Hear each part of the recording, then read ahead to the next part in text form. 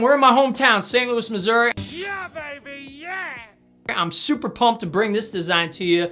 We are gonna show you a historical home that's got a modern backyard. Turn that Frankenstein you see in the mirror every morning into a Frankenfine. You think it can't be done? You're wrong. I'm gonna do it right now. Let's go.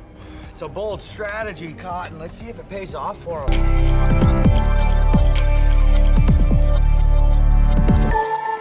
What's going on? It's Bobby K, professional landscape designer and installer, and this channel is for those DIYers, landscape lovers, and those interested in landscape design. Through the landscape designs that I create for people all over the country, I'm gonna give you out tips and tricks to help you save time and money and learn lots of cool landscaping tips. So let's get right into this, the design now. First design tip that I have is about functionality, and what this has to do with is the kids. We have a young couple that have a really cool house with 2 little kids. They want to still entertain and have friends and family over, but at the same time, they want an area for the kids to have fun.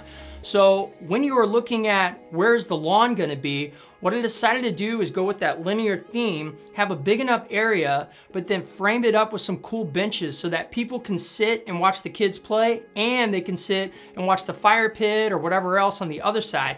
The other thing about the functionality that I'm talking about is the benches. They actually serve as a barrier. So if, let's say one of the kids is kicking a soccer ball, I don't want them to kick the soccer ball, boom, right into the fire pit and just kick it up all over the place. That's dangerous. What they do is they kick the ball and they got a barrier of that bench right there where it might ricochet off that, or it can hit some of the landscaping. Obviously not ideal, but it's going to help solve the problem of having fire go up in people's faces. Who wants that? Tip number 2 has to do with color. And the reason color is so important with this design is we have a historical home and we have a modern design. So how do you even put these 2 elements together? The way you do it is with color.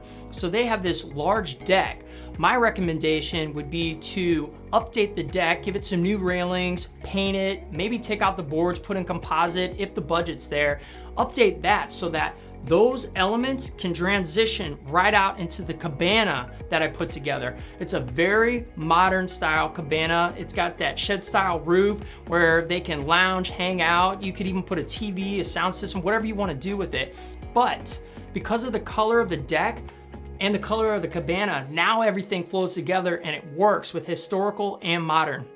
Easy peasy, lemon squeezy. The third tip is how to get the most out of a small area. And the way I did this is by putting a decent amount of hardscaping in this backyard. So we have a decent sized patio, we've got these nice walkways, we have nice clean straight lines, right angles. That'll give it a modern feel. If you go with more curves and things like that, it starts to take away from that kind of contemporary look. But what I want you to notice is by putting more hardscaping in, you have more surface area, you've got more room for the fire pit, the cabana, table and chairs, entertaining, and just taking out all that nastiness and making it super low maintenance because you don't have to do anything with hardscaping. If that's installed right, you put a sealer on it, you're good to go for pretty much life.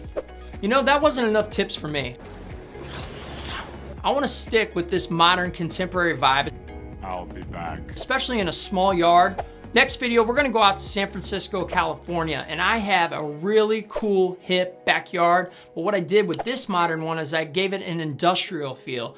You'll know what I'm talking about on the next one. So if you haven't, make sure you subscribe, hit the alarm bell, give it that thumbs up. Let me know you like it. If you have any comments, questions, throw them down there below. This is Bobby K saying creation is everything, so go out and create. In a shocking upset. I feel shocked.